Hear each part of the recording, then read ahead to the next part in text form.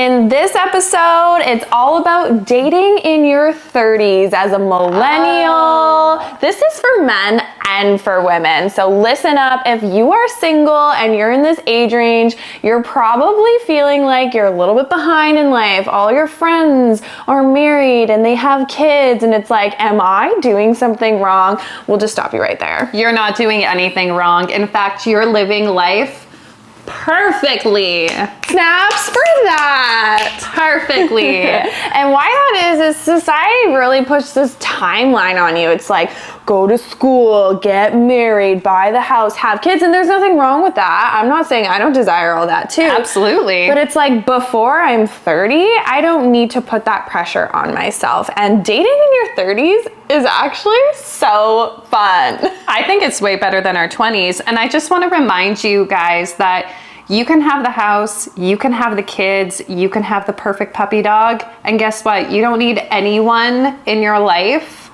in order to fulfill those things too.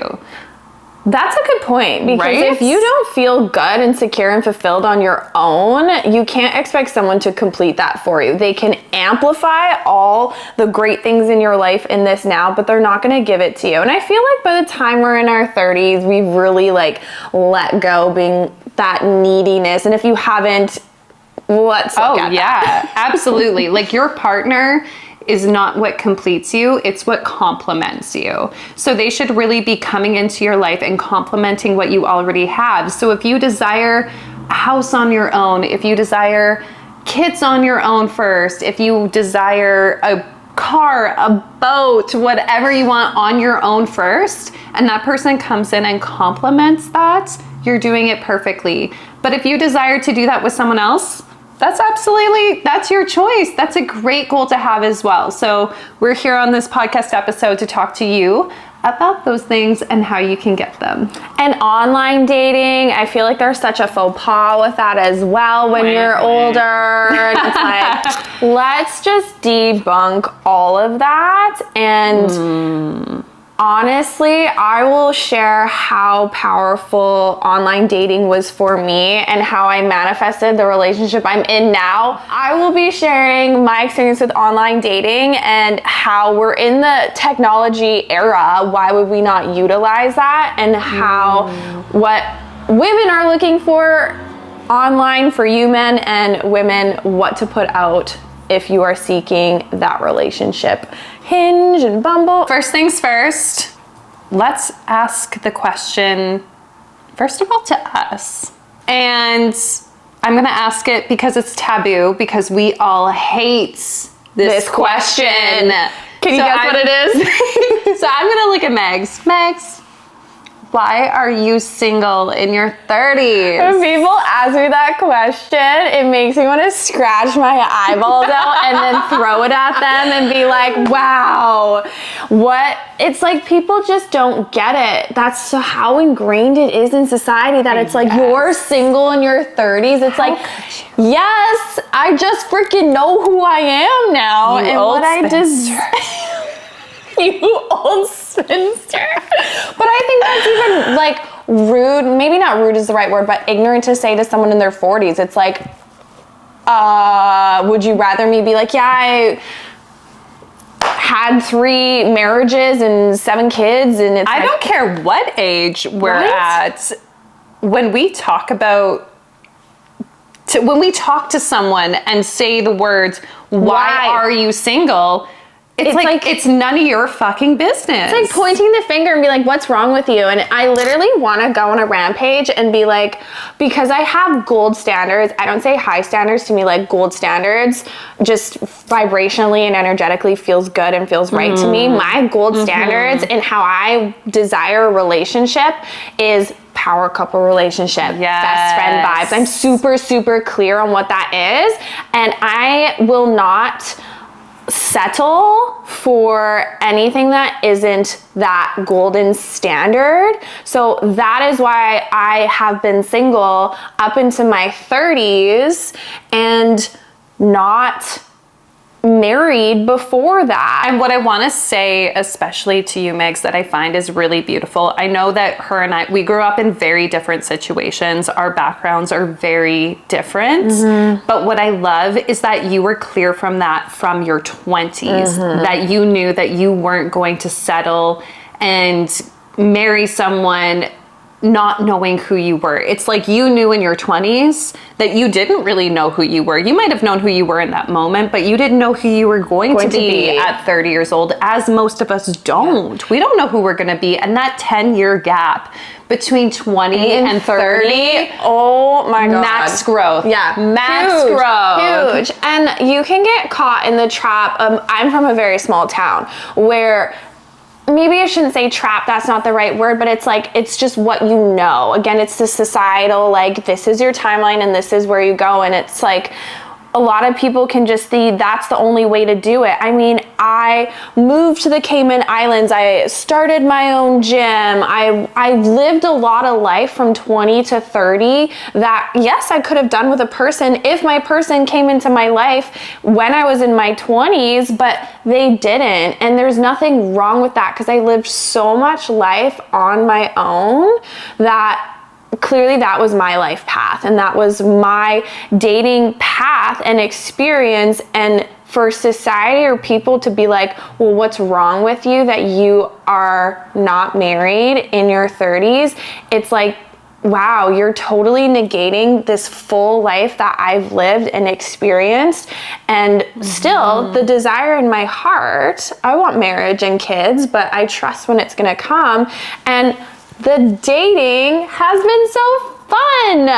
Yes. And that, I think that is exactly it though, is you knew that it was going to come at a time. You're like, I'm not sure divine timing, but I think what the issue is that most people surrounded by their friends, surrounded by their families being like, well, why aren't you bringing anyone to dinner? Why aren't you bringing anyone to my birthday? And it's like, okay, well, I'm reaching 30.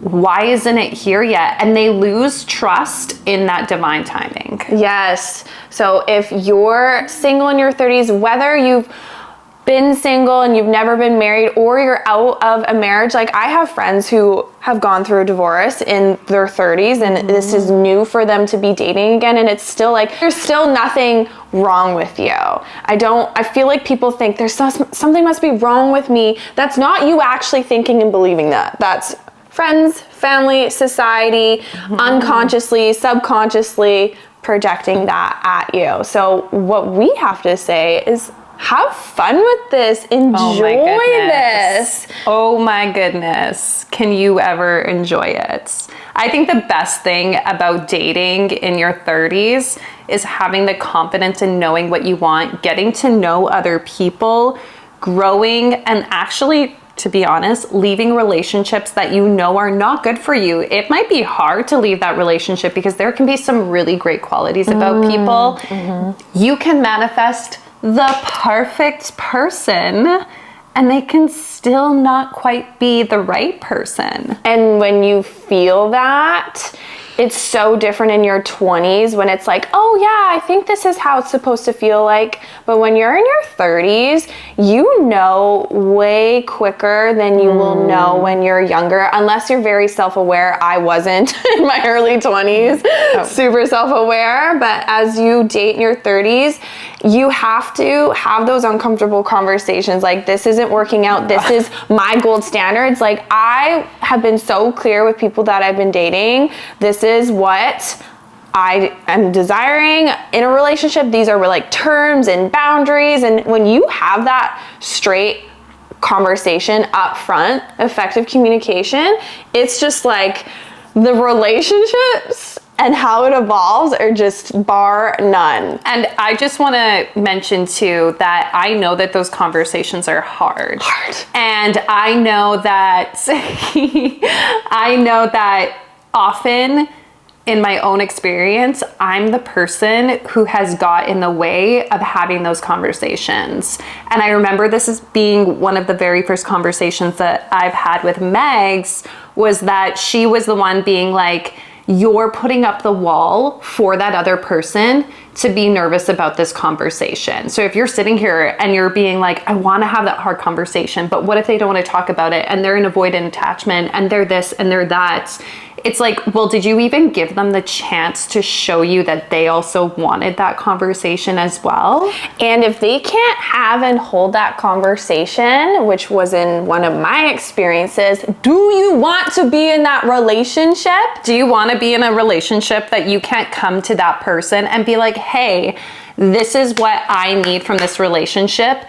Can you give it to me? Can we compromise? Yeah, can we meet in the middle? And if it's a no, you know right away. You don't wait, or you don't find out a year in the relationship when you've already moved in with each other and have like assets together. Absolutely. Okay, so now that we have discussed how fun dating in your 30s gets to be and debunking when people are like, oh, what's wrong with you? You're not married yet. And you can come to with them literally a bold statement, because I have gold standards. Take that. Let's talk about dating nowadays here in Victoria. And I have to tell you this. I mean, Megs and I have said so many times, there are so many ways to meet people. It can be at the grocery store. It can be at the gym. We have a friend who goes to the gym, and I swear she gets a date like every week. Literally. And I mean, like, that happened to me too. I felt That's like, true. Yeah, You were on a good track. I was on a streak there at the gym. And you can meet them anywhere. But such a huge part of our society nowadays is dating online. And I get it. If you were like me, if you watched our last podcast, our podcast, if you watched our last podcast, I gave a little bit of my background, being married for 10 years. I was not in the dating game. I had no clue how Hinge or Tinder or Bumble or anything, swipe left, swipe right, swipe to the sky. I don't know how this works. But guess what? We're going to teach you how to do it. Honestly, I feel like it's such a way to put out into the universe, the world, what it is that you want. And that's actually how I manifested my last relationship indirectly. Because I dated this guy that I met on Bumble. And guys, listen up. This is how he got so many dates. He was so clear. Like, if you're serious and you want to meet someone and you're going to use online as a stream and a gateway, take it seriously. Don't just put a picture of you with a... Don't put a picture of you with a fish. This is for all men. Stop it. Oh God, maybe there's a woman who does it too, but we don't. With a fish? Can you imagine? A woman holding a fish? Maybe guys like that. Maybe guys like that. Maybe we should be learning and listening from them. No, don't do that. We don't want to see your biggest catch. I literally will, I'm sorry, it's not attractive. We get it, you fish. We get that that's your hobby, but you can just as easily put that in your profile that you just like to fish, and we'll get it. But the thing is, don't think that your friends are seeing you on it. It's you want girls. Guys like that you got the fish. Girls don't give a F about it. I do not care about your fish. I care about your dog. Honestly, like, what is it? Puppy fishing? Yes, puppy fishing. Yeah. Reel us in with that golden retriever. Yeah, a little puppy licking the side of your face. You got this. We love that. But for men, if you're really serious about finding your person and you're just there, if that's what you're clear on and that's what you want, be clear about it on your profile. So absolutely. Literally, this guy that I was like, wow, I'm so drawn to you, because he put what I'm looking for, what I offer, interests. Like, he put so much effort into his profile. I was like, wow, you're clear with what you want, and people are only gonna swipe on you if they're clear they want you. Like, that filters it out so much, because even though people are like, in Victoria there's no one, there's actually a lot of people. Go on the apps, there's a lot. I mean, I had to set a timer because I'm like, I don't want to be on this thing for a long time. I'd set a timer for 10 minutes. Like 700 people, 800 people. There's like 1,000, like, guarantee you will find people out there. There's people on the apps. So if you're very clear with what you're looking for, that is an instant filter. You want to filter. You literally only want people that are going to meet you where you're at. And so when he told me about that profile and why he did it that way and the intention behind it, I was like, when we broke up, the situationship, I did that on my profile. I wrote, looking for best friend vibes, number one, like hype person, you know, because I want that like power couple relationship. So I was really clear on my profile about that. And that weeded out and filtered out so many people. Absolutely. That it just would have wasted so much more time to have the full-on conversation of like, this is what I'm looking for. It's like they already knew. So if they didn't want that, they wouldn't swipe on me. And I want to give you guys like a hot tip. If you come across a Hinge profile or a Tinder profile and they do not have anything filled out, if they don't have what kind of relationship they're looking for, if they don't have anything about what they're looking for, essentially they're like, oh, I go golfing with my buddies and I lift weights. People who didn't write anything. Literally anything. They'll just put like a dot where they're supposed to fill something out. That person is not looking for something. And they are strictly there to meet people. They are strictly there to date people, which there's nothing wrong with because there are other people out there looking for the same thing.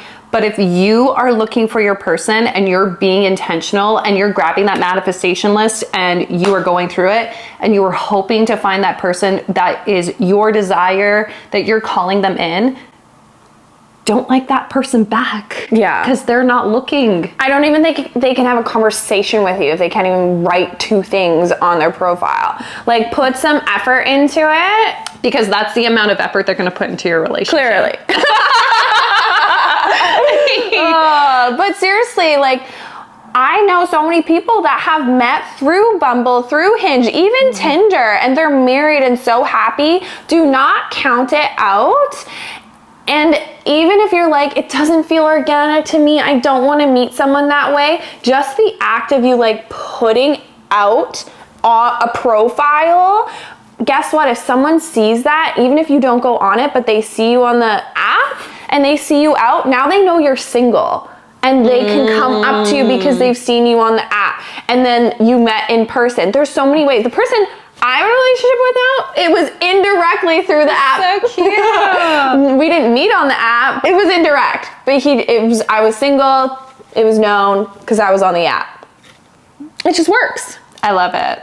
I honestly do love it. You're I think putting that it out. Well, and like you said, like it's practice. Regardless if you are practicing that by going on an app or in person, you are practicing putting out to other people what you want. So if you are able to write it and put it out to 1,000 people in Victoria, it's going to make it so much easier for you to meet someone in person and be like, no, this is what I want. I want best friend vibes. I want a power couple. I want my hype person. Claim what you want. Yes. Put that out there. The universe will match that for you. And 100%. if you can't even put that out on an online platform, why are you hiding that? I mean, really ask yourself that question. I like that question because it's forcing you to look deeper into that reason. It could be, am I deserving of these things? Am I worthy? What are people gonna think? What if Tom from high school sees it? It's like, guess what? Maybe you're meant to date Tom from high school. I do love that. But also, when we're worried about how people are going to perceive us, whether they're seeing on this app, it's like, okay, well, first of all, if they're seeing you on the app and they're on the app too, they don't have any right to judge you. So, first of all. Also, the only person who's judging you in that moment is you. Again, you're putting up that wall that other people are going to judge you. You're putting that energy out there. You're judging yourself when you think that. Yeah. Audience of one, love. Audience of one. Be secure within yourself and claim what you want so that you're an energetic match for what you want. This goes for everything in life, not just dating, not just love. Claim what you want and put it out there, or else how is it going to come to you? Make it easy for the universe to bring it to you. Agreed. So now that you're dating in your 30s, you have your online profile up, you went through your manifestation list, you put it out there to the universe, and now you're dating. Voila, you're dating. You got dates Friday, Wednesday, you got a walk date. We all know Dallas Road and the dog. Dallas Road. We love Dallas Road. Honestly, a good coffee. though, that's such a great first date because if it sucks, you can run the other way. And there's so many people there. No one can murder you. Perfect spot. Me and my murdering. I know. It is dark I do at have night, a fear. So good night. But yeah. I think that if Megs is willing and open and vulnerable to this, I want her to talk about her, not only your method when it comes to meeting people online, but also maybe about a particular experience you had with meeting someone who you thought was your energetic match, but perhaps things went the other way. Yes. So this will happen when you're dating in your 30s. You get to know quite quickly, and quick can be the next day, can be during, or it can be a few months, right? But it's so much quicker than I feel like when we dated in our 20s, it was like we'd be with people for years and then be like, yeah, this wasn't working for years. So I actually set the declaration every day, and a declaration, like a statement. Anyone not for my highest and greatest good, make it be known, release and eject them from my life. I'm sorry. Can we get you to say that again? And get a little closer to the camera, because I honestly think that declaration is so important. Honestly, I'm just gonna get her Even to repeat that slower so that you guys can write it down and say it every time before your date. Go. Anyone not for my highest and greatest good, make it be known, release, eject, remove them from my life. And this has actually worked for me with friends too that were like toxic and not good for me. They just naturally distant. So, but this is a great dating example. I went on a date with, let's call him Chad, and it was an incredible first date. Oh my gosh, we went to one of the best restaurants in Victoria, wined and dined, super gentleman, but I told him, like, I want you to be a gentleman. I put that term out there. So he was like very, how he just was with me. And I don't think he was a gentlemanly guy. Jules met him. He was not a gentleman. No. But he put on a good gentleman show because I said, this is what I want. This is a gold standard. And I didn't use that verbiage because clearly he wouldn't have understood that language. So we go on an incredible date, and I'm like, ladies, I had an incredible date. And usually I don't bring guys around my friends right away, but there was a party and it just made sense for him to come for a bit. And it was made known the next day he was not for me. The veil, the curtain came down of the show he put on, and he put on a different show, and it was so clear he was not. It was honestly the most bizarre thing I have experienced because I know her so well. They were like, what the fuck? They were like, what the heck did you just bring? I don't know where that stray came from, but that could not have been your date. Like, honestly, he was like a stray dog, because when he walked in, it was, we don't have words for this person. There's no words, but I came back to this. I want you to describe what happened when he came around us.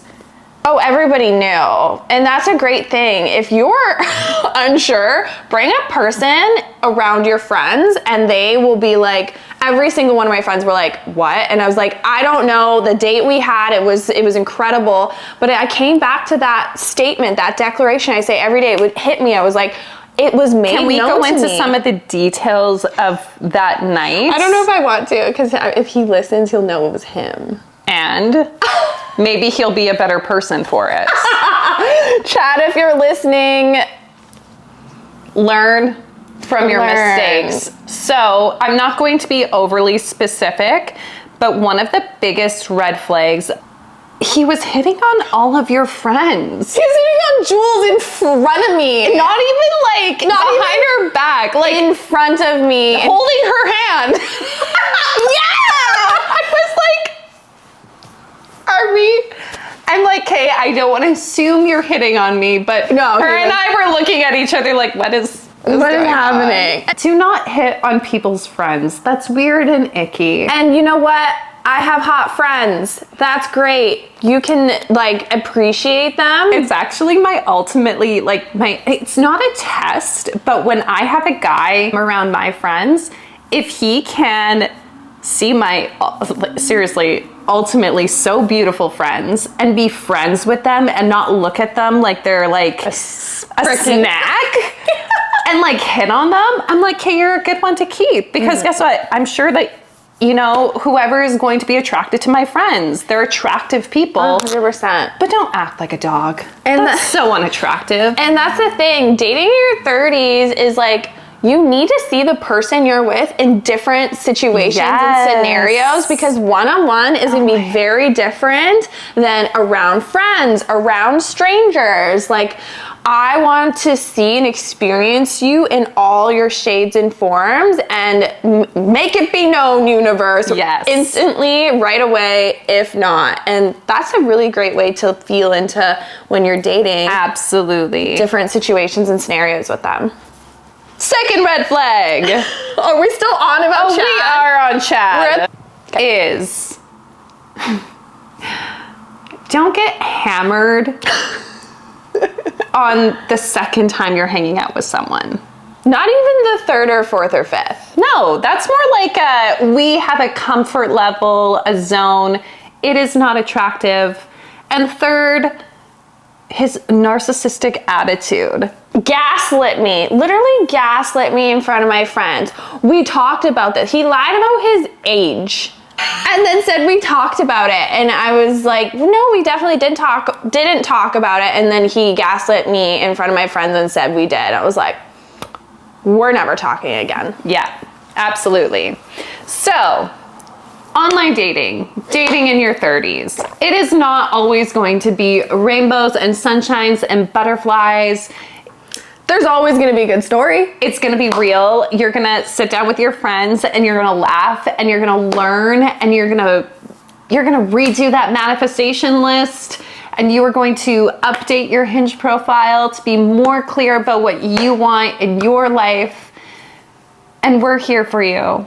We actually want to hear from you. Write on our last Instagram post and write what you don't like to see on people's profiles. Yes, and what you do. want to hear. And then guys, go read those comments, because these are the types of women who are serious and want to look for it, and we're just giving you free research. Honestly, I'm open to both men and women stating what they want. I want men to be on there and be like, hey girls. I like when you show some titty.